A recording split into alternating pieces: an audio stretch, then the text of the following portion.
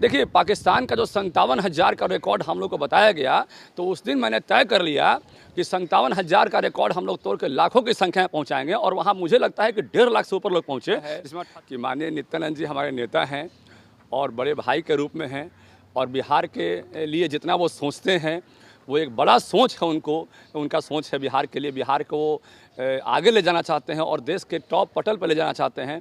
और किताबों में मैंने पढ़ा है, मैं छोटा था तो मैंने किताब में पढ़ा कि उनको ये कहते हुए गंगा मैया को समर्पित कर दिया कि मैं जब तक जिंदा हूँ अंग्रेज़ों की गुलामी स्वीकार नहीं करूँ।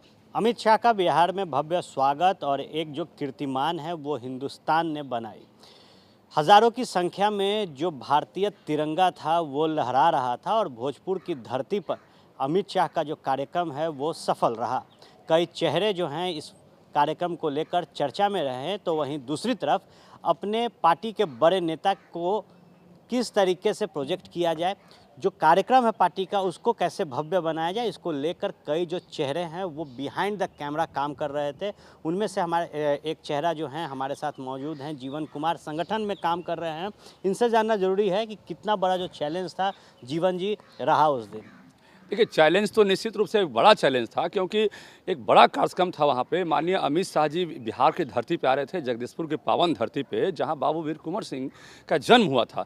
और आपको ज्ञात होगा कि 80 वर्ष में उन्होंने अपने हाथ को काटकर मैया गंगा को समर्पित कर दिया था। ये कहते हुए लोग कहते हैं, और किताबों में मैंने पढ़ा है, मैं छोटा था तो मैंने किताब में पढ़ा कि उनको ये कहते हुए गंगा मैया को समर्पित कर दिया कि मैं जब तक जिंदा हूँ अंग्रेज़ों की गुलामी स्वीकार नहीं करूँ, ऐसा उन्होंने कहा। तो हमारे देश के लिए बड़े गौरव की बात हो। 1857 का आपको याद होगा कि बड़ा एक आंदोलन हुआ था, बड़ा विद्रोह हुआ था।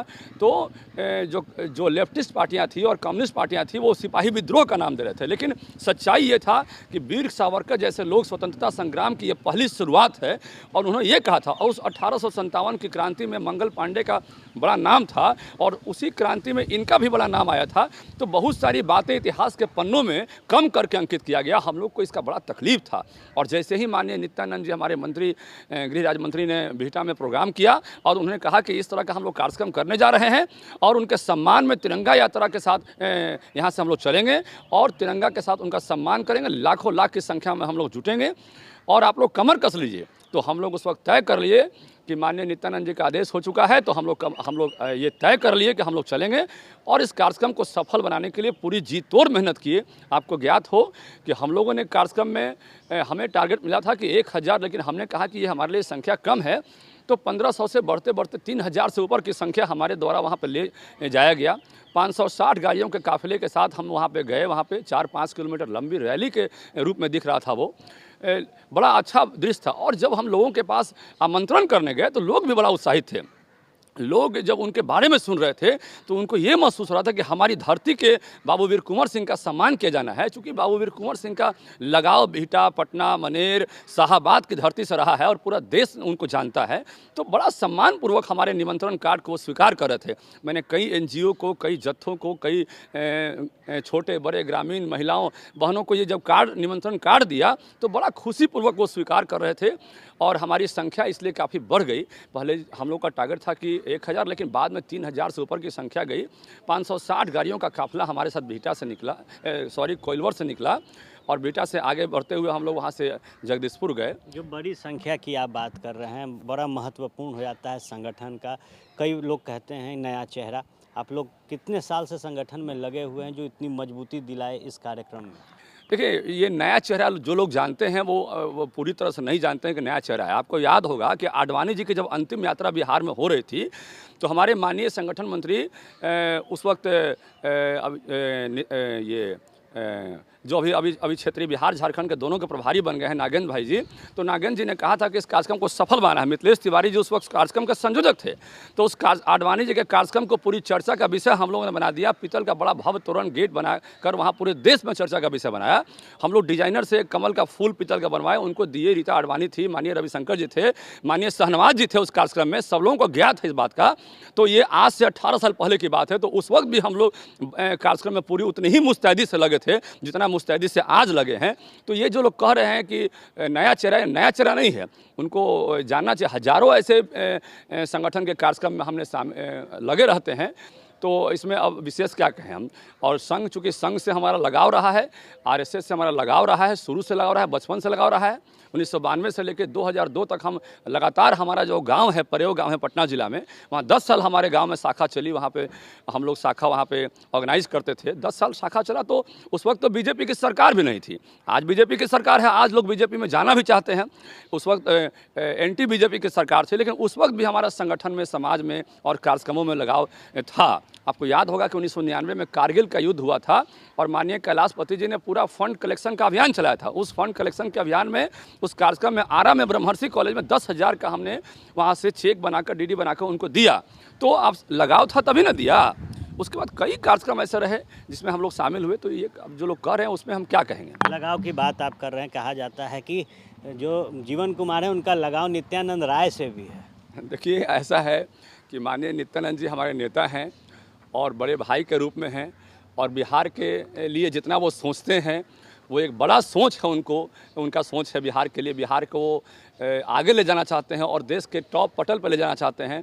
तो निश्चित रूप से हम एक बड़े भाई के रूप में उनका सम्मान करना चाहेंगे और सम्मान करते रहेंगे, और एक गार्जियन के रूप में उनका सम्मान करना चाहेंगे और सम्मान करते रहेंगे। एक आखिरी सवाल, पाकिस्तान के पास एक रिकॉर्ड था सबसे ज़्यादा झंडा फहराने का, लहराने का। इस रिकॉर्ड को भारत ने तोड़ा। आप लोगों ने उसमें बड़ा योगदान दिया। क्या कहेंगे भारत के लोगों को?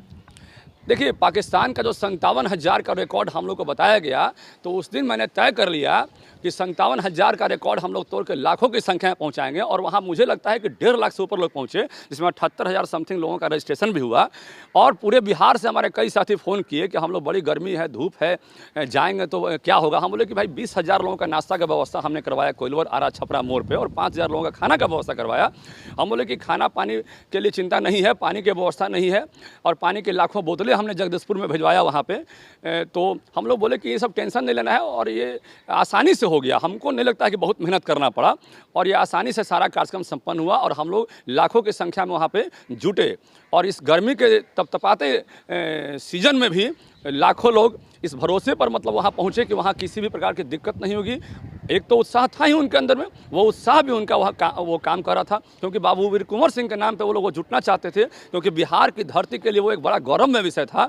और बिहार की धरती से पूरे हिंदुस्तान नहीं, पूरे विश्व में एक रिकॉर्ड बनने वाला था। इस बात को सबको ज्ञात था, और यह विश्व रिकॉर्ड बना। इसके बाद अत्यंत खुशी है सभी लोगों में। हमने तो सभी से बात भी किया, सारे कार्यकर्ताओं से, सारे लोगों से, सारे जत्थों से, सारे संगठनों से, जो NGO के संगठन थे।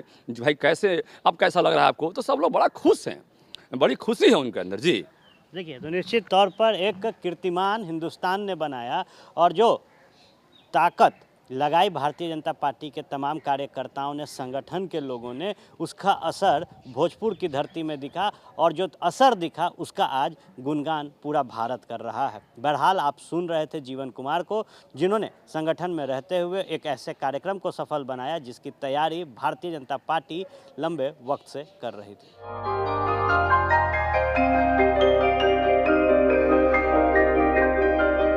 इस कोविड पेंडेमिक में सब ये शहर छोड़कर अपने शहर, अपने घर चले गए। हम लोगों का अपना शहर तो है, लेकिन वहाँ अपना घर नहीं। अगर सिचुएशन और ख़राब होता चला गया तो हम जाएंगे कहाँ? अरे ये प्रॉब्लम तो हर शहर में है, लेकिन हाँ, अपने शहर में भी अपना घर तो होना ही चाहिए। होना चाहिए तो कहाँ है अपना घर? ये है ना, E-Homes पैनोरमा, पूर्णिया में, अपने शहर में अपना घर। पूर्णिया में पैनोरमा ग्रुप लेकर आए हैं E-Homes पैनोरमा। बड़ा घर, आलीशान जिंदगी और अत्याधुनिक सुविधाओं के संग। E-Homes panorama, luxurious lifestyle redefined.